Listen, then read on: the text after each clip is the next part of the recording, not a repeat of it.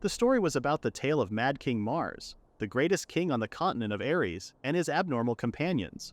He remained undefeated until his death, hence the Mad King Mars. Before the king died, he left behind a mysterious message, saying he had no wish to eat something so disgusting. When he was still a young prince, Mars would always turn away the food his servants gave him, pretending he wasn't hungry. He was a prince who could live in luxury. But in truth, he would always go into the forest at night eating monster meat. The taste was terrible, but he forced himself to swallow it. He hunted them down and ate their meat to survive. Back in the castle, his regular meals had been poisoned, so this was the only way he could stay alive. Mars often remembered how corrupt his kingdom had become. The prime minister, Gourmet, was a cruel man who wanted him gone. Mars had no choice but to run away from the castle. He kept eating the monster meat, wondering how long he could keep living this kind of life. One night, a woman showed up in front of him. She told him she would make him her student. She said he still had much to learn, but she saw potential in him. Mars was surprised and quickly backed off. He didn't notice her presence at all. She believed he was worthy of inheriting her blade one day. Mars asked why she thought that. She simply pointed out that he had been eating monster meat. Her answer didn't make sense to him, and it left him feeling puzzled. As they sat near the bonfire, she explained that eating monster meat slowly let humans gain the monster's strength. Mars found this idea interesting, and that moment marked the beginning of his journey. The meat, however, was not only disgusting but also poisonous. He was shocked, unsure of who this strange woman was or how she knew so much. He remembered how hard it was at first to swallow monster meat. Still, it wasn't as deadly as the food that had once killed the royal food taster. Curious, the woman asked what he meant. Even though it was a private matter, Mars told her everything. That he was a prince, that his mother had died, and that his father, the king, couldn't protect him. Because of the fight over the throne, Mars became a target. Every meal given to him was poisoned. The woman pointed out that monster meat was also poisonous. Mars agreed, saying that even though the meat tasted like crap, his body had started getting used to it. The woman found that impressive. She handed him something, warning him that his fear of poison showed he still had a long way to go. She tossed him something. As Mars looked at the ominous ring, he felt uneasy. He thanked her but also asked why she would give such a thing to someone she barely knew. She introduced herself as Cassandra. Mars was confused at first, then realized she was the legendary Red Demon Sword Saint, Cassandra. She admitted she had heard people call her that, but she didn't like the title. Mars was stunned. He had heard stories about the Red Demon, a battle-crazed warrior who brought down dragons and evil gods alike. Assuming he just received a powerful item from Saga Legend, Mars didn't hesitate to wear the ring. Not to mention, if she took him in as her disciple, he wouldn't worry about the assassinations anymore. However, at that moment, Cassandra told him it was a cursed item. It would poison whoever wore it. Then she challenged him to prove he could survive the poison. Suddenly, Mars felt his chest tighten and his thoughts spin. He thought he might die. Cassandra scolded him, saying it was pathetic to depend on tools to fight off simple poisons. She ordered him to show strength and overcome the poison spreading through his body. She said he could build resistance by winning against it. The ring couldn't be removed unless he either fought off the poison or died from it. Panicked, Mars silently protested. He accused her of putting his life in danger, but she only smiled. She said that most people would have died right away, but because Mars had been eating monster meat, he might survive. Cassandra was bad news. That was Mars' first impression as her disciple. Mars was half dead for 3 days and nights, barely clinging to life. Doctors and healers didn't have any solution to this and quickly gave up on him. Yet somehow he made it through. Even after all that, the people in the castle didn't seem to care that he had nearly died. His father scolded him, saying that it was his responsibility to protect himself. Mars wanted to argue back, wanting to say that it wasn't fair, not after everything he had just been through. Once he felt strong again, he started eating inside the castle as usual, still suspicious that the food might be poisoned. But this time, nothing happened. He was completely fine. After finally overcoming the poison, he hesitantly ate the food served in the castle. However, he can only feel a bit of kick from the poison. He felt proud and enjoyed the simple joy of eating regular food again. He knew that building up a resistance to poison hadn't been easy, but it turned out to be a very useful skill. That night, he met his master in the forest and told her that he had successfully beaten the poison. She responded by saying she always believed he could do it. He thought about how he no longer had to be afraid of deadly poison and thanked her for helping him reach this point. But then, Cassandra then handed him 2 more items, bracelets filled with gravity magic. She explained that wearing them would double his body weight. Mars's face grew serious as he realized that his training was still not over, and Cassandra was actually trying to kill him. She asked if he had continued eating monster meat, and he admitted that he hadn't eaten any in a week since he had already developed a strong resistance to poison. She didn't like his answer and quickly walked into the forest. She returned with a monster she had just defeated and threw it mid-air to chop it into pieces. She explained that the beast was a great basilisk and threw a raw piece of meat at Mars's face. She claimed he should be able to hand the meat if he had already conquered the ring's poison. Though the meat was hard to find, it was also raw. When he asked if he could cook it first, she refused, saying that cooking would reduce its effects. Mars nervously tried to eat the meat. It tasted weird and he worried it could be dangerous. Cassandra told him to swallow it, so he did. Then she asked if it felt poisonous. She explained that meat from stronger monsters was much more harmful to humans. For example, dragon meat was extremely poisonous, and she guessed that great basilisk meat was the most Mars could handle. Just one lick of it could kill 500 adults. Even so, Mars managed to force it down and hoped that would be the end of it for the day. But Cassandra told him to eat everything on his plate. Mars complained that it was too much. Cassandra then guessed he was already feeling stronger, and told him to try attacking her with his sword. Mars felt insulted because Cassandra didn't even bother to draw her own sword. So he chose to strike with all his strength in one blow. But it didn't matter. Just one kick from Cassandra was enough to make Mars look completely weak. She pointed out how far he still had to go and told him to eat more monster meat. It took a while, but Mars managed to finish all the meat while crying. From that point on, the days went by with Mars eating more monster meat and learning how to use a sword from Cassandra. Even though they only met once a week, Cassandra paid close attention and could easily tell if Mars was making progress or not. She often wondered why he wasn't getting stronger, even though he was eating monster meat. Mars once tried to cheat by avoiding the meat, but Cassandra forced him to eat it anyway, sometimes by shoving it down his throat. If he didn't take the sword training seriously, she would beat him up without hesitation. Over time, his training changed. He started fighting monsters and eating them afterward. Cassandra still believed that Mars was only able to handle weak monsters, so she carefully chose ones that he could barely defeat. But among all the monsters, Cassandra was the strongest of them all. One day she noticed that Mars had gotten better, so they had a sparring match. Cassandra used her special skill to hold back just enough so she wouldn't accidentally kill him. Still, it was always a nightmare for Mars. He couldn't keep up with her speed no matter how hard he tried. But after 3 long years of this harsh training, Mars had improved a lot. He finally caught his master's attention. He learned how to sense when others were nearby and dodge attacks. He guessed it was because his survival instincts didn't want him to get hurt by his master anymore. Those 3 years felt like pure torture. Compared to fighting Cassandra or strong monsters, dealing with the assassins back in the castle felt like a game for kids. At last, the day came when Mars had to fight a wyvern on his own. Just like his master had once done, he used a quick strike to slice the creature into pieces of raw meat. Even though a wyvern wasn't as powerful as a dragon, Cassandra was still impressed. She praised him for doing a great job and admitted that he had truly become strong. Mars simply said he had no other choice. He didn't want to die.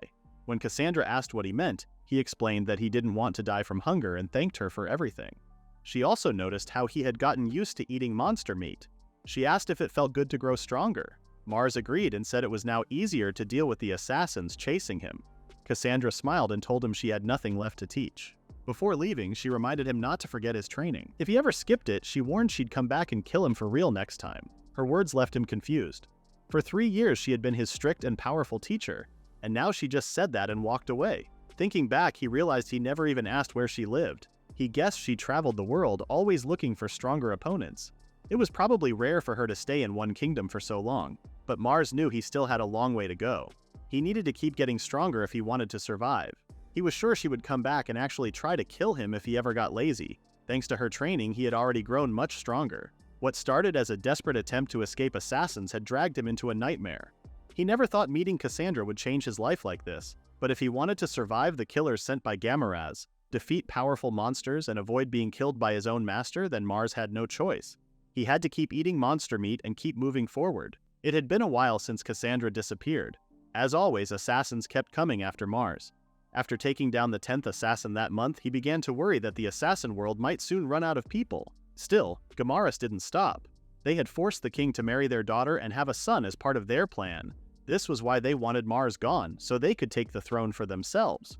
Somehow, the Red Demon Sword Saint became Mars's master. She trained him, even though she was also trying to kill him.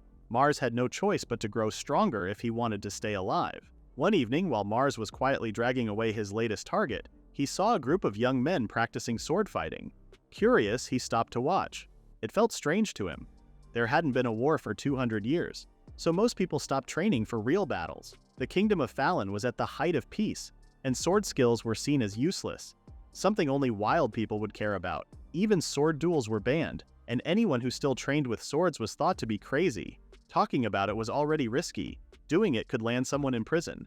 Still, Mars thought these boys could help him get even stronger. He stepped out from his hiding place and asked if he could join their training. The group didn't welcome him nicely. Right away, they asked who he was, thinking he might be some spoiled noble. They looked angry and told him to leave or they'd kill him. One of them said Mars seemed to be looking down on them. Mars noticed how much they hated nobles. But then, the leader of the group told them to let Mars train with them. He warned Mars not to complain if he got himself killed.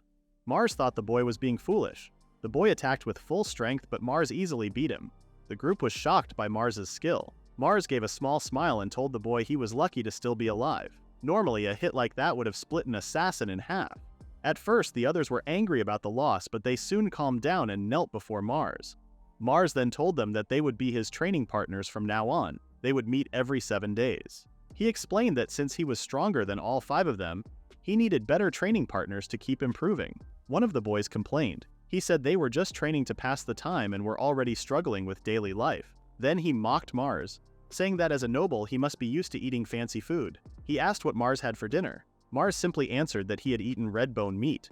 The boy's eyes widened in shock. Ogma angrily asked if Mars really ate that meat. He thought Mars didn't know it was poisonous and that no one could defeat a red-boned beast alone. Another boy said Mars was lying and told a story about when he once ate meat from a killer rabbit. That time he vomited blood and was stuck in bed for 3 days. A different boy added that everyone knew monster meat was toxic. He asked if Mars was just trying to fool them. Mars called them ignorant for calling him a liar and warned them about something behind them. A loud roar came from a blood bear, which shook the others. Calmly, Mars thought that it might make a good meal for the next day. He killed the blood bear with ease, and the others watched in shock. They couldn't believe what they had just seen. Mars took a piece of the meat, ate it, and then offered them each a small piece. He warned them to only take a small bite because eating too much could be deadly. Despite the hesitation, Ogma took a bite. The toxicity immediately made him puke. The leader, Ogma, looked back on his time at the town and remembered how he used to see Fallon as a shitty country. As the third son of a noble family, people expected him to focus on good manners instead of learning how to fight. But he hated that idea. He believed that strength was what truly mattered. Because of this belief, many people called him a fool and laughed at him. Tired of being mocked, he decided to hide who he was. He formed a group of people who thought the same way he did and named it 100. In this group, rank wasn't based on family or status. It was based only on strength. The strongest member would always hold the top position. Over time, the group grew to more than 20 members. He trained with them every day. They were proud to call themselves the strongest group in the country. In fact, they believed they were even stronger than the knights, who they thought were just symbols without real strength. But then, someone much more powerful appeared in front of them. While Mars was eating meat from a monster, he told the others to eat more of it. However, they only stared at him in shock. He warned them that the blood bear meat was too strong for them right now. He said they should start with simpler meat first, like meat from a killer rabbit. After watching this, Ogma realized that they were only pretending to be strong. They didn't have real power, courage, or trust in each other. He bowed before Mars, recognizing his unmatched strength and calling him number 0. He asked Mars to officially join the group and lead them, hoping to learn from him. So Ogma gave Mars the title of 0 and suggested they call him Zeros to hide the fact that he was Mars. To keep his identity a secret, Mars wore a random ancient armor he had found recently, covering his whole body. He continued training with the group, but this time he used his full strength. He became much better at fighting many enemies at once. Even after he defeated them again and again, they didn't quit. They kept training until they couldn't move anymore. Not even trained assassins had that kind of determination. It was strange, but their unwillingness to give up touched something deep inside him. It showed him that their desire to grow stronger was real. As another year passed, their training stayed the same, but he began to notice that things were changing in a strange way. He saw how people reacted to monster meat and realized that those who could eat stronger monsters were praised, while those who could only handle weaker ones were seen as weak. He didn't agree with this way of thinking, but his companions were amazed that he could eat dragon meat. They wondered how many monsters he had eaten. This made him remember his past life as a prince. Back then, he was never treated with this kind of respect, and it left him feeling both proud and confused. Meanwhile, at the headquarters of the Black Knights of Fallon, Commander Crom asked about a group that trained hard and ate monster meat. A knight explained that the group was called the 100. They hunted monsters and ate the meat to become stronger. Some people even said that a few Black Knights were secretly part of this group. They were actually helpful because they hunted weaker monsters while the knights focused on stronger ones. Crom started to feel worried. He thought the 100 might be a dangerous cult, and he didn't like the idea of his own men joining them. To find out the truth, he decided to go undercover. That night, Crom wore a disguise and secretly joined the 100. The group welcomed him warmly. One of the instructors taught him how to eat monster meat slowly and carefully. Crom quickly noticed that the group was not what he expected. They were open to almost anyone and their training seemed organized. After seeing Crom's sword skills, the instructor said he could join their ranking battles soon, but warned him not to overdo it. The instructor also explained that eating monster meat was the group's most important rule. Even the best fighters were seen as weak if they didn't follow it. Crom was handed a piece of raw monster meat. He hesitated but forced himself to eat it. The instructor said he had also struggled with it the first time. Still, Crom felt unsure. He began to think they had found out who he really was and were trying to poison him. He became convinced that the 100 really was an evil cult. He promised himself that he would gather real evidence and bring them all down. But after a year, he changed.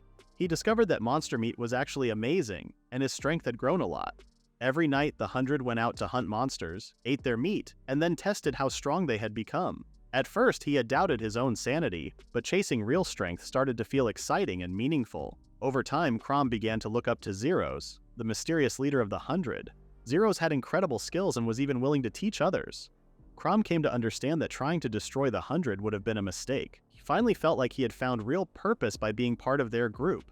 Lately, Prince Mars had been hearing more and more talk about the 100 inside the castle.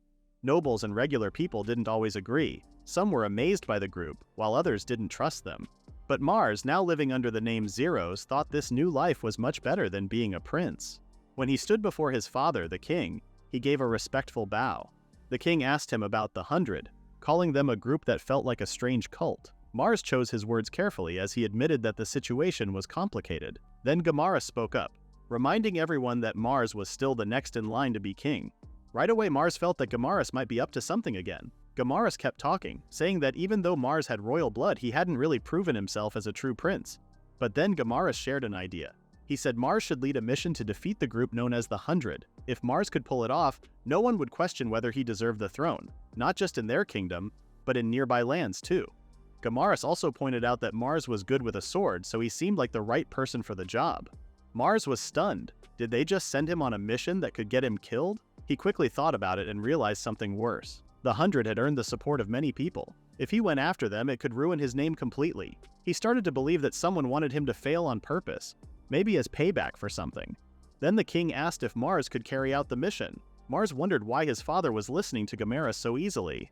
Even though he had doubts and knew the risks, Mars agreed to take on the mission. After Mars left the king's room, he thought about everything that had just happened.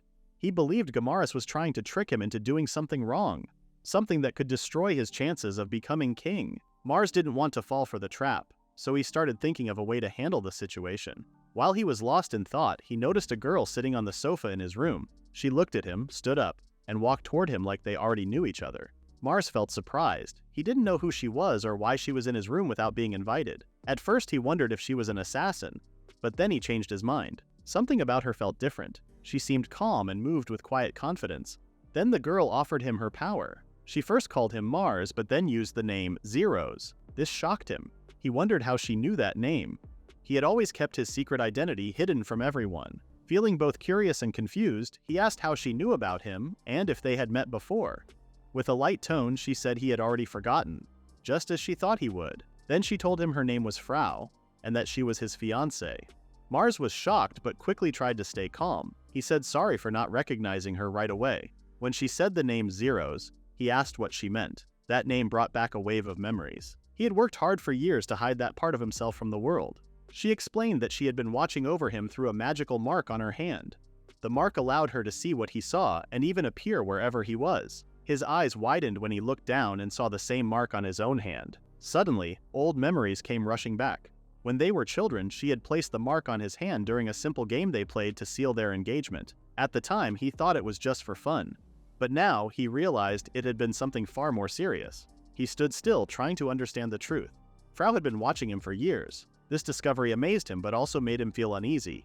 Frau believed they had been together ever since. Her thoughts went back to the day she first met him. She was 8 years old when her father introduced Mars as her future husband. Even though he was a prince, she thought he seemed like a regular boy. Around that time, she had just learned a new spell to create a magical mark and decided to try it on him. It worked, and the pact mark was formed. Years later, when he turned 11, Mars became very sick after being poisoned. Frau later saw him eat monster meat and noticed something unusual. She believed the meat made his magic stronger.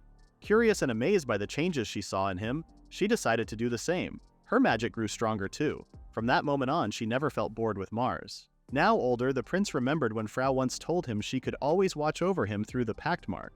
He was still trying to accept the strange and uncomfortable truth that someone had been watching his life all along and he never even knew it. Later, the prince joined a group called the 100. There he met Crom and Warren, the leaders of the Red and Black Knights. In the Kingdom of Fallon, there were 4 knight groups. The White Knights protected the king and the most powerful nobles. The Blue Knights guarded the royal capital. The Red and Black Knights were sent on missions and fought monsters during times of war. Even though the prince had just joined, he felt something was wrong. The mood around the group was tense and heavy. Ogma told him to listen carefully. He explained that the country was planning to get rid of the 100, and that Crom and Warren had been ordered to lead the mission. But instead of following those orders, the 2 leaders said they wanted to help the 100. They promised to stay by Zeros's side no matter what he chose to do. Mars was confused. He didn't understand why they were so willing to follow him. The commanders told him that if everyone worked together, they could start a rebellion and win if Zeros agreed to lead them.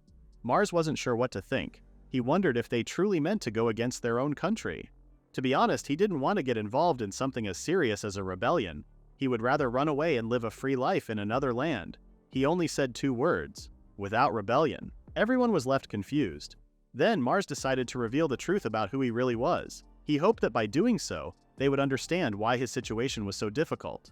When they found out he was actually Prince Mars, they were shocked. Mars hoped they would now see that as a prince he couldn't go against his own kingdom. Crom fully understood what Prince Mars meant about not wanting to start a rebellion. He said he knew exactly how the prince felt. Crom believed that Mars didn't want to rise up against the kingdom, but instead wanted to fight a real war to take back the throne that should have been his. Even so, the prince repeated that he didn't want to go against his own people. Someone else suggested that maybe the prince had been secretly preparing for this moment the whole time, gathering allies and making the 100 stronger.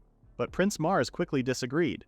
He explained that he had never planned to build an army for a rebellion. Their group had just grown naturally over time. Even though they were strong, the royal castle was still too powerful to face head-on. The prince asked what their real chances were if they went to war with the kingdom, knowing how strong their enemies really were. Then Frau arrived with an important message. She announced that the magic division would join the fight. She said they would support Prince Mars. Crom added that Frau, who was known as the Empress of Thunder, had already explained everything to them. She promised to handle anything related to magic and said they would win the battle. The prince was surprised. He wondered if Frau had planned to fight all along. It seemed like everyone had been preparing to fight instead of running away. He couldn't believe that things had reached a point where it looked like he was leading a rebellion against his own country. He asked himself why Frau was helping him so much, especially since they were only engaged because their parents had arranged it. Frau replied that she wanted to become a true partner to him. She didn't tell him that her quick progress in magic came from copying his strange habit of eating monster meat. At first, she didn't care much about him, but now she couldn't imagine breaking off their engagement. She had grown curious about this boy who was always risking his life. She admitted that she wanted to stay by his side and was truly happy to be his fiancé. After hearing this, the soldiers stood with pride. They shouted together, saying that they would win no matter what. Then, one by one, the leaders of the rebellion were named: Commander Crom of the Black Knights, Commander Warren of the Red Knights, the Empress of Thunder Frau, Ogma, and all the members of the 100, and their leader Zeros, also known as Prince Mars. Prince Mars stood with them, still feeling a bit confused.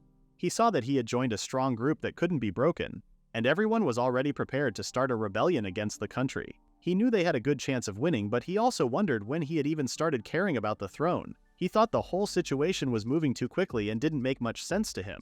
Crom declared that they were ready to give their lives for Mars and said that Mars was the true heir to the throne. In the name of justice, they wanted to make sure their rebellion would succeed. When Mars was ordered to kill 100, he had only 2 choices: run away or fight back. From that moment on, there was no turning back. Mars had never wanted a war or the throne.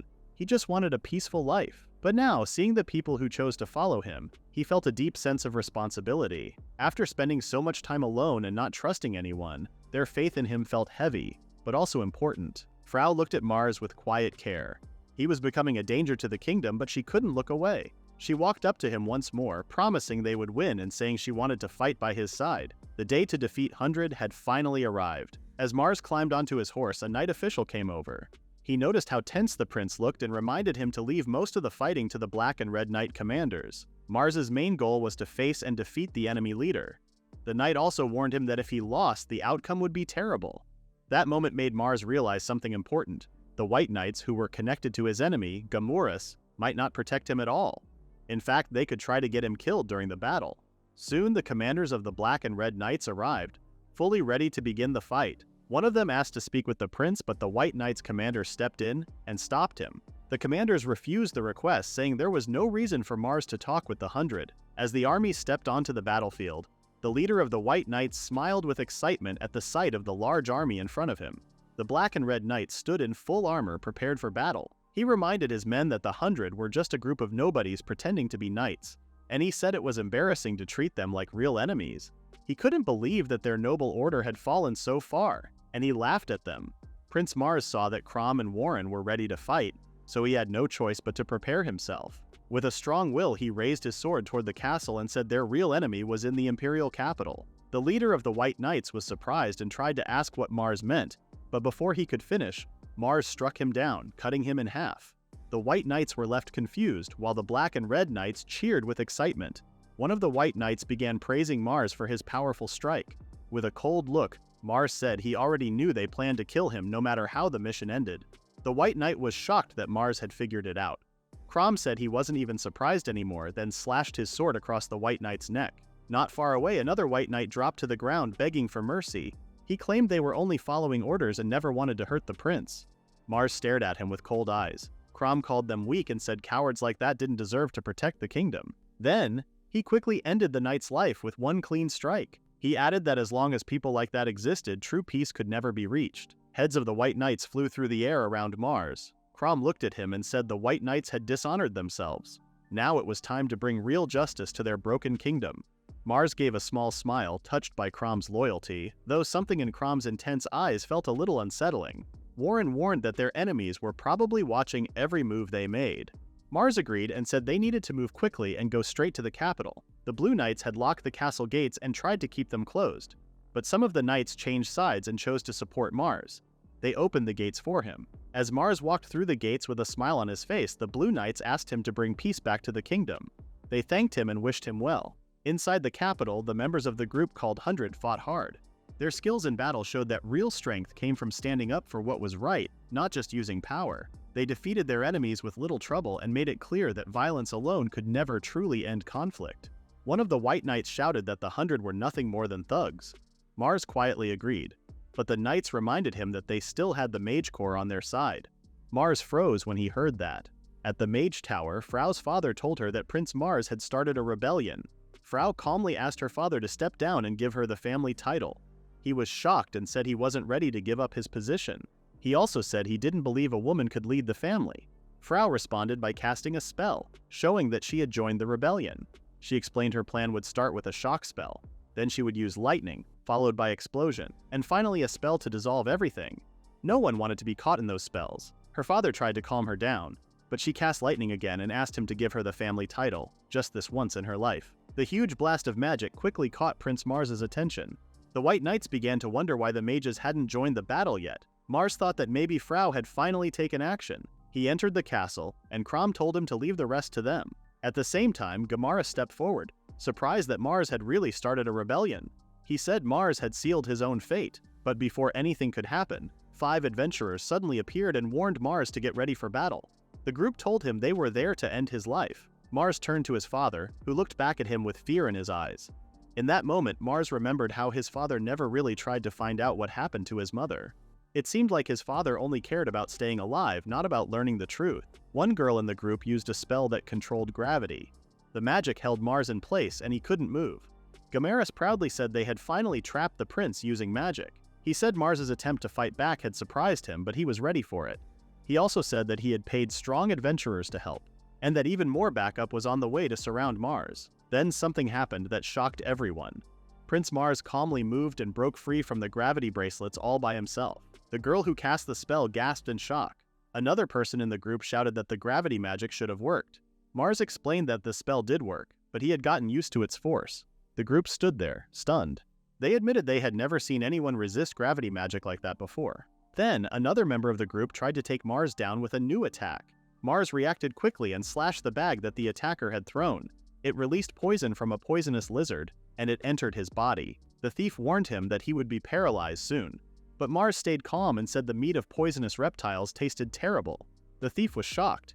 He couldn't believe that Mars had eaten one of those deadly creatures, beasts filled with pure poison. Suddenly, another member ran toward Mars with a sword, attacking fast and without holding back. Mars moved just as fast and defeated the attacker with a single, calm strike. The group froze in shock as their teammate's body hit the ground, cut and lifeless. One of them, now panicking, asked if the fallen fighter could be brought back.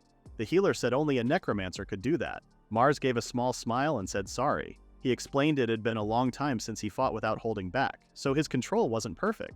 Right after that, the group attacked all at once. Mars defended himself by casting a spell that made a blade out of sound. A sharp sonic blade. It hit one of the attackers hard, cutting him open. The wounded thief cried out, begging the healer, Luida, to save him. Luida said she would need to be a saint to heal that kind of wound. Mars found her reply a bit funny. Still not giving up, the team's mage tried again. This time she used a strong fire spell. The flames were so powerful that Mars knew he couldn't dodge them, so he raised a magic shield which blocked the fire completely. The women in the group were stunned. They didn't expect anyone to stop such a powerful spell. The mage dropped to her knees, shocked. She had thought that was her strongest attack. The warrior couldn't believe that Mars had used a monster-level magic shield. Mars watched the situation with a small sense of satisfaction. He remembered how he had learned the special skill after fighting many battles against demonic apes.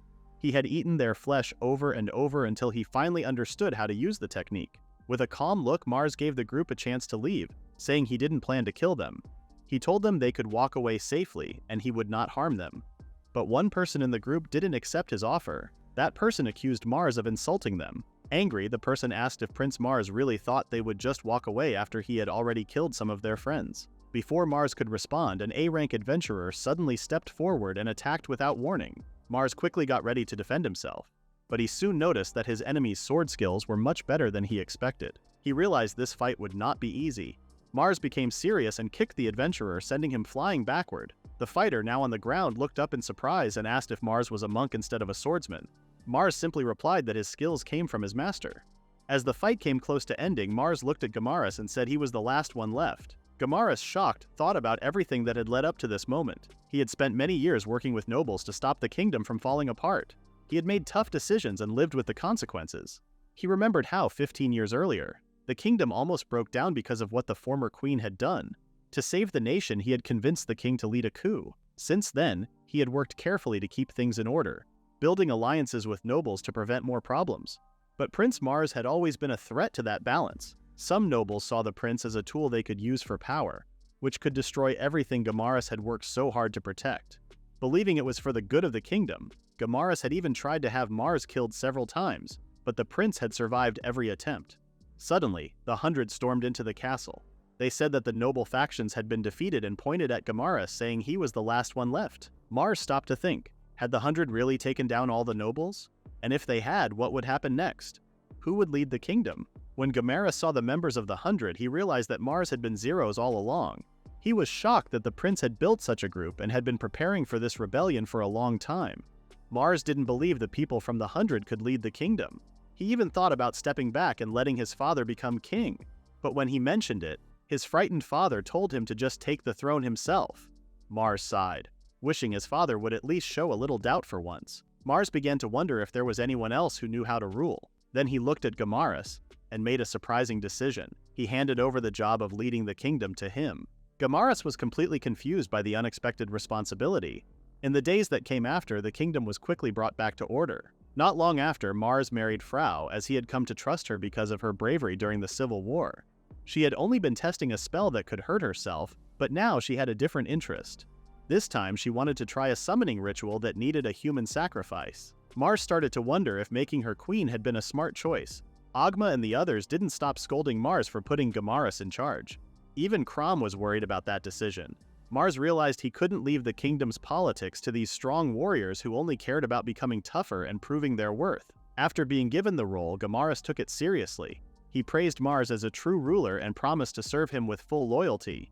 Eventually, the former king gave up his title and placed the crown on Mars's head. From that moment, Mars was officially named the new king. The crowd cheered loudly, and the hundreds swore their loyalty, vowing to follow Mars wherever he would go. Mars deep down only wanted to survive.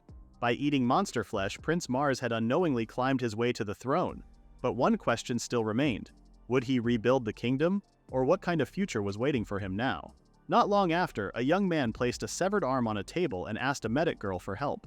Luida was shocked but quickly treated his wound. The young man smiled brightly. He called her his older sister and praised her healing skills as fitting for a true A-rank cleric. The young man Bruno had been injured during a match against Ogma. They were both members of the 100 and had fought each other in a ranking battle. Ogma was much stronger and ended up cutting off Bruno's right arm. Mars wondered how things had gotten to this point. After becoming king, Mars had seen how hard Gourmet worked every single day. With the money taken from the nobles, the kingdom's finances had gotten better.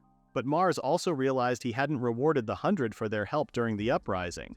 So he gave the order to build a new arena since the old training grounds were no longer good enough. At first, Gourmet thought the arena would be used for public shows, and that the 100's ranking matches would become a national event, bringing in money from ticket sales. Mars said that wasn't his plan, but Gourmet came to a different conclusion anyway. He believed the king wanted to support gambling. He called the idea brilliant, turning the 100's ranking battles into a business for the nation.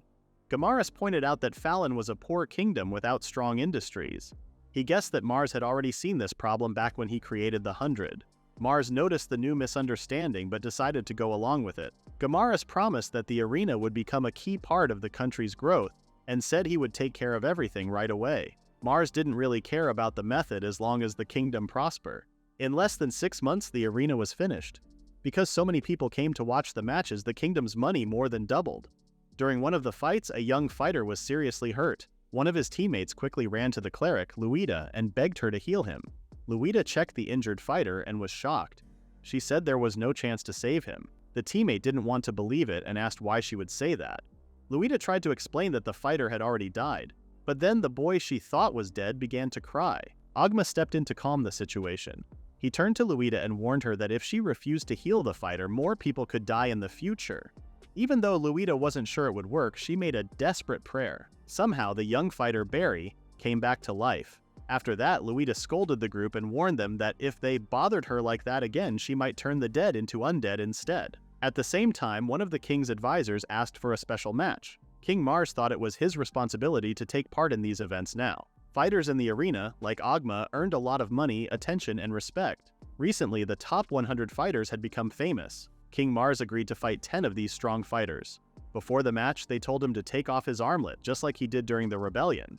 Back then, Mars was being challenged all the time, so he came up with a clever plan. If someone won a ranking match, he would give them a special match afterward. This way, they stayed excited and he could still stay in control. After hearing his plan, the top fighters supported it and proudly talked about their earlier victories. When the match started, they gave it everything they had. Even when they fell, they yelled that they would keep getting back up. As King Mars watched, he thought they looked like warriors who refused to stay down. He also questioned why he was the one always doing these matches. While others rested for 5 days, he was fighting almost every day. Even Gourmet said that whenever the king joined a match, the crowd grew bigger, so he should keep doing it as often as possible. King Mars began to feel more like a gladiator stuck in a cycle of endless battles. What made it harder was that no matter how many fighters he beat, they always stood up again. It was all because of the cleric Luida, who healed and revived them. He had hired her to help save lives, but he never thought it would turn into this never-ending problem. As he fought, the king kept thinking about complaining to Gourmet. But he knew Gourmet was already tired, busy, and focused on helping the kingdom. Because of that, Mars couldn't bring himself to say anything bad. Instead, he focused on winning. When he finally did, he realized the real challenge still waited: dinner.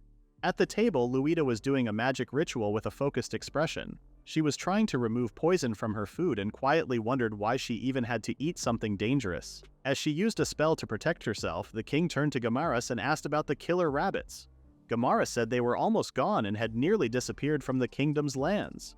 The king was surprised. He thought monsters could keep growing in number without any limits. Gourmet explained that the rabbits might not be dead, but had likely been pushed out. He also mentioned that even dragons were staying away from the kingdom's skies. This was because the 100 had been hunting them constantly for their meat. On top of that, the queen and her magic corps had also joined the hunts. The king started to wonder when the kingdom had become so dangerous for dragons. He said having fewer monsters might be a good thing, especially since killer rabbits were a serious threat. But then he was reminded that monster meat could be harmful to people who weren't used to eating it. New members of the 100 often got sick the first time they tried it. Looking down at his own plate, the king thought he would rather eat something that tasted better. He casually suggested to Gourmet that if the 100 really wanted monster meat, maybe they should try raising killer rabbits themselves. Gourmet paused, then asked if the king was truly serious about raising monsters like farm animals. The king nodded. His strange idea made Gourmet praise him for ignoring common sense and suggesting something out of this world. Mars noticed that Gourmet was really thinking about the idea, and it made him nervous. If they actually started raising monsters for food, other kingdoms might think they had lost their minds. Quickly, the king said that wasn't what he meant and told Gourmet to guess again. This time, Gourmet asked if the idea was meant for entertainment. The king said no. But while thinking more about it, he realized that raising monsters could help the army, just like how the northern kingdoms raised dragons for war. Gourmet suddenly shouted that he would now follow the king's vision and do what the northern kingdoms did. Use monsters to make their army stronger. The king was shocked. Was Gourmet really suggesting they use monsters in battle? Had he become a demon king without even knowing it? Gourmet went on, saying that monsters could be used in many ways, not just for war but maybe even for public shows. He admitted it was a risky plan, but one that might be worth trying. The king tried to speak, but suddenly no sound came out. He realized his wife, the queen, must have heard everything through their contract seal and had teleported to his side to silence him with magic. Feeling annoyed, he looked at her and asked in his mind if she really wanted to go through with the monster-raising idea. She didn't speak, she just nodded. Gourmet excitedly said he would begin preparing right away. Mars knew his wife too well. Once she made a decision, no one could stop her. Trying to stop her would only bring trouble. What the king didn't know was that the 100's constant hunting of monsters would soon lead to a disaster no one could escape. One day, a man entered the kingdom and claimed that the Mad King Mars would be held fully responsible. Monster production had started in the kingdom. Mars didn't really mind as long as his wife stayed happy, but he still wondered if adding monsters to their military was truly necessary. Their country was small, and nobody seemed interested in invading them. Deep down, he hoped this new plan would give him a way to avoid those difficult matches with the 100 members. One day, Frau happily showed Mars a pair of gravity bracelets, the same kind Mars wore. Frau said he wanted them to grow closer. Mars didn't understand what he was trying to do. Those bracelets were actually heavy shackles first made to keep prisoners from escaping. Anyone who committed a crime could get one for free. Right after that, Frau dropped another set of gravity bracelets into Mars's lap and said she made them herself. She explained that adding 5 times the gravity strength was very hard to do. Mars knew wearing those would be a hassle, so he told her he was fine with his current bracelet, which had 3 times the weight. Frau didn't like that answer and glared at him, bringing up Cassandra's name. She pointed out that her husband was wearing something given by another woman. Mars suddenly remembered that Frau could see everything he did because of their contract. Even the fact that Cassandra was his master, only Frau knew that. The poison ring and gravity bracelet he wore were both gifts from Cassandra, but to be honest, their effects were pretty bad. He thought Frau's jealousy was cute, but he didn't want her to compete like this. He said a magical item for protection would have been more useful, but Frau replied that it was a wife's duty to make her husband stronger. She sweetly asked if he was rejecting her gift. Mars wasn't sure what Frau was really thinking, but he knew she always gave her best for him. When people told her to cancel their engagement, she refused. Even during the rebellion, she risked her life for him. He didn't dislike her at all. She might lack some human emotions, but to him, she was his precious wife. So, he agreed to wear the bracelets and thanked her. Because of them, even the throne couldn't support his weight anymore. His wife's love had become both emotionally and physically heavy. Sometime later, a messenger from the nearby country of Cadeni arrived. Like Fallon, Cadeni bordered the forest where demon beasts lived. However, Cadeni had a longer history and was seen as a stronger and more respected nation. Both countries had a hard time dealing with the demon beasts, and keeping friendly ties between them was often difficult. The messenger brought a letter from Cadenia's king. This was one of the first real duties Mars had to deal with as king, but the message surprised him. The letter was a complaint. The king of Cadeni blamed Fallon for hunting too many monsters, which caused the beasts to run toward Cadenia's land. Mars was told to fix the problem by helping to hunt the monsters in Cadenia's area, and on top of that, pay them 3,000 gold coins as payment. Mars thought it was a serious problem. Fallon had hunted so many monsters that even dragons had started to avoid their country. When Mars saw how badly it affected other nations, he realized Fallon may have gone too far. He let his minister Gourmet read the letter. Gourmet thought it was unfair for Cadeni to blame Fallon for their monster troubles. He believed each country should handle its own monster problems and thought Cadeni was acting without pride. The messenger said Cadenia had handled things on their own in the past, but Fallon's heavy hunting had forced the monsters to flee into their lands. Now they were having a hard time dealing with the growing threat. Mars blamed the people of Fallon for creating such a problem. Then Crom, another official, reminded everyone that Fallon's national plan had always been to hunt monsters and develop the forest. He believed there was no reason for other countries to complain about that. Orga, another leader, said Cadenia should just take care of their own problems. If they had more monsters now, they could simply use the meat. In fact, they were lucky. Fallon had a shortage of monster meat and needed more. Still, Mars couldn't help but feel sorry for Cadenia. The messenger stayed quiet. He knew the demand was unfair from a diplomatic point of view, but the king of Cadenia was already angry. As a diplomat, he didn't have a choice. He had to deliver the demand to Fallon. Deep inside, he just wanted to go home. King Mars, who sat in front of him, was far too scary. Mars noticed the diplomat looking at him and gave a wide smile. That smile sent chills down the diplomat's spine. He remembered the stories he had heard. People said Mars used to be a troublemaker. When he lost his right to become king, he changed his name to Zeros, gathered a group of outlaws, started a rebellion, and killed the nobles who stood against him. Worse, he had even forced his people to eat monster meat, which was known to be poisonous. After he took the throne, Mars built an arena and made people fight inside it. The diplomat soon understood why. Mars wanted to earn money from gambling and entertain himself. He was truly a mad king. There was no way someone like him would ever agree to Cadenia's demand. Just when Gamara said that the meeting was over, King Mars suddenly said they would accept the request from Cadenia. Everyone in the throne room was shocked. The room went silent. Mars thought there were already many people in his kingdom excited to fight monsters. Plus, they had made plenty of money from the arena. It made sense to keep good ties with nearby kingdoms. Crom, one of the king's men, asked Mars to think twice. He warned that other countries might see their kingdom as weak if they gave in. Mars understood that, but he believed it was the other kingdoms that had caused the problem in the first place. Besides, he had a personal reason for agreeing. He wanted to take his wife on a trip to another country, but he couldn't say that out loud. Mars ordered his people to start preparing for the mission. He gave them 1 month to get ready. He chose Crom to lead the monster hunting expedition in Cadenia. Then Mars turned to the diplomat and asked if this plan sounded good. He also asked if Fallon's soldiers would be allowed into Cadenia. Overwhelmed with relief, the diplomat cried and said there would be no objections. He thanked King Mars for his kindness. After the Cadenia delegation left, Crom asked Mars why he had made that decision. Mars couldn't really admit that he just wanted to travel and came up with an excuse. So instead, he told them there was a chance that a monster stampede might happen. Somehow the others understood what he meant. Gamaris realized that the king had thought about the danger of a possible stampede. A stampede was when a huge number of monsters suddenly rushed into one area. No one knew the exact reason why this happened, but too much hunting in one place could trigger it. Right now, this kind of hunting was happening in Cadenia. Mars said that if something made the monsters even more aggressive, a stampede could start, and he asked what would happen to Cadenia if that occurred. Gamaris answered that the country would suffer terrible losses. He finally understood why the king wanted to take care of the monsters early. Mars was relieved that they believed his excuse. If a stampede really did happen in Cadenia, then Fallon would likely be the next target. In other words, this trip was also about protecting their own country. Gamaris praised Mars for coming up with a smart excuse. Mars then asked if Crom understood.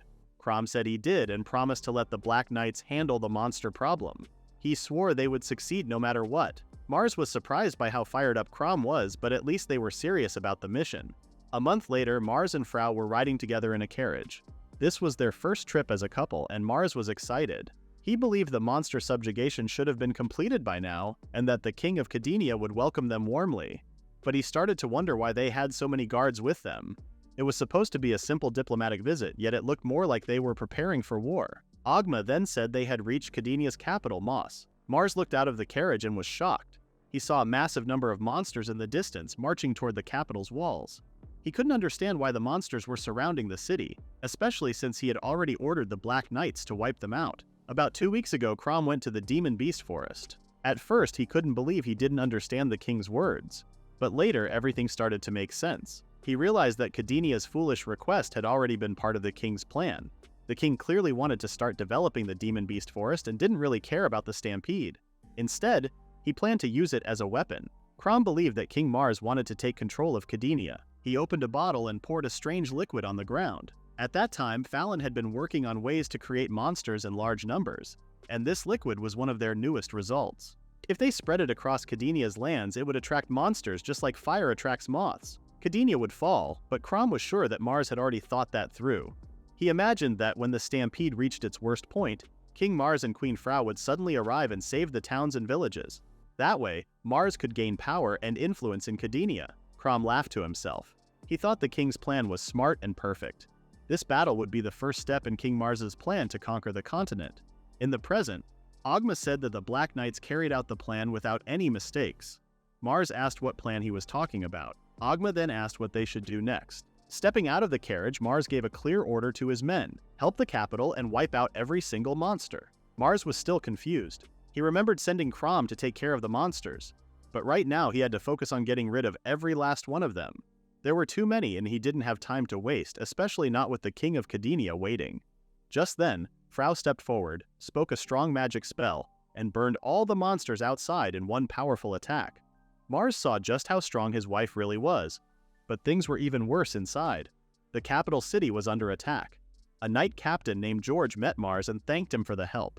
George admitted he didn't know how to explain what was going on and asked to speak with the King of Cadenia. Then, with a heavy heart, he revealed that the king had already left. When the king heard about the monster attack, he ran away with his royal guards. Mars was relieved he wouldn't have to say sorry for his own mistake.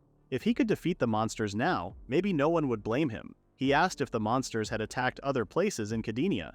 George said they didn't have enough forces to hold back the monsters. Mars began to worry about the cost of repairs if the damage spread. He told George that he and his group would handle the monsters. George hesitated, saying they couldn't ask outsiders to help since Cadenia still had some pride left. Mars doesn't care about their pride. He was more worried about being blamed and scolded by Gamaris for the damage. He snapped at George, asking if he really wanted more people to die just to protect their pride. In the end, George gave in and agreed. Soon after, Ogma and the others returned. They reported that they had already cleared the monsters outside the castle and had taken care of most of the ones inside as well. George was shocked and found it hard to believe. Even Mars was surprised by how fast they had finished. But it made sense. These were the same people who had nearly wiped out all the monsters before. Mars praised them for their work and told them to finish the job. He ordered them to hunt down the remaining monsters in Cadenia and make sure not a single one escaped. Just before Mars and the others reached Moss, the king of Cadenia escaped with his knights. There was no way to stop the fall of his kingdom. He was supposed to report Fallon for not dealing with the monsters that were attacking Cadenia. The king complained that Fallon had broken their promise to deal with the threat. One soldier confirmed that the Black Knights had gone into the Demon Beast Forest. That made the king suddenly realize something. Maybe the Black Knights, or even King Mars himself, had planned this all along. At that moment, their carriage came to a stop. The king stepped outside to see what was going on. To his horror, he found that all of his men had already been killed. Their bodies were lying around, completely lifeless. The king began to shake in fear, and then Crom appeared and introduced himself. When the king realized that Crom was part of the Black Knights, he angrily brought up the broken promise. But Crom calmly said they had done their part. According to him, they had already taken down a lot of monsters, and by the time they got there, the number of monsters had dropped. The king shouted, asking why the capital was still under attack. Crom explained that one of the dangerous things about monsters was how the smell of dead monsters could attract even more powerful ones. If the job was done poorly, more monsters would just come. The king argued back, saying he had never heard of monsters attacking like that just because others were killed. Crom said there was another reason. He pulled out a small bottle and said it contained a potion made by Fallon's alchemists.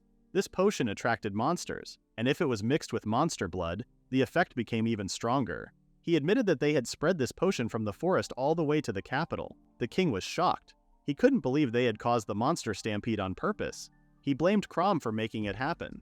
Crom admitted their actions caused the stampede, but he also said that if Cadenia hadn't invited them and tried to play tricks, none of this would have happened in the first place. The king felt trapped and claimed that they could have simply refused to help instead. Crom replied that the king's foolish choices were actually part of King Mars's plan all along. Now that the truth was out, Crom said it was time to end things. He splashed the potion on the king's face and said it worked just fine even without monster blood. In a panic, the king begged for his life. He offered money and even land if Crom switched sides, but Crom didn't hesitate. He stabbed the king without a second thought. He said no one in their country would betray their people for money or land. The king fell to the ground, dead. Soon after, monsters came rushing in and surrounded his body. He became their meal just like that. As Crom watched, he decided to tell the others that the poor king of Cadenia had been eaten by monsters while trying to run away. 3 days later, the people of Cadenia sang praises to King Mars. He and his group had defeated the monsters and brought peace back to the land without much trouble. That part went well, but Mars became worried when he heard that the king of Cadenia had died. With the king gone, there was no one left to complain. but it also meant Mars couldn't return to Fallon just yet.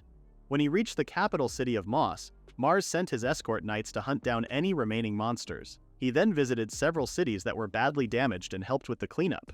While he was there, he threw some gold coins to the surviving citizens. He believed that spending gold on Cadenia's recovery might set a good example, and maybe in return, they wouldn't ask for reparations later. Everyone looked happy and seemed like they wouldn't misuse the money. Later, Mars met up again with the Black Knights. Crom gave a simple report. The king of Cadenia had died in a monster attack and his torn body was found on the road. The prime minister felt ashamed when he heard that their king had escaped alone and died. He said Cadenia couldn't continue as an independent country and quickly pledged loyalty to the kingdom of Fallon. Mars was surprised by how fast things changed. Still, all the citizens of Cadenia thanked him for saving them and for the money he gave. While Mars was surprised, George asked if they could talk. He told Mars that the Princess of Cadenia wanted to meet him.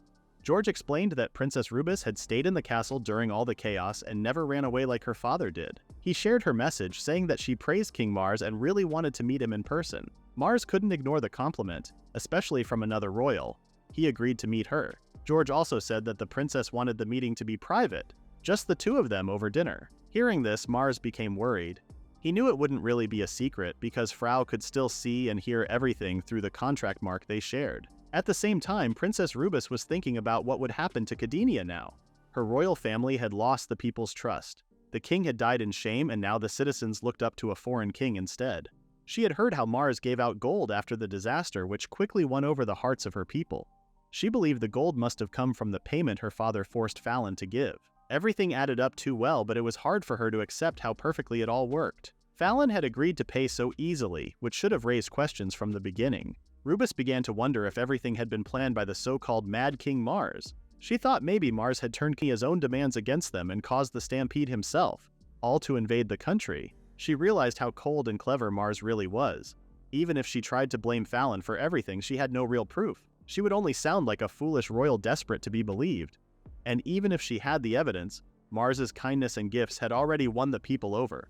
They wouldn't believe their own princess anymore. Princess Rubis now saw Mars not just as a strong king but also as a smart and careful planner. He was slowly gaining the trust of her people, but she knew the truth about him. To her, the Mad King Mars was a dangerous man. If he truly took control of Cadenia, she feared a great tragedy would follow.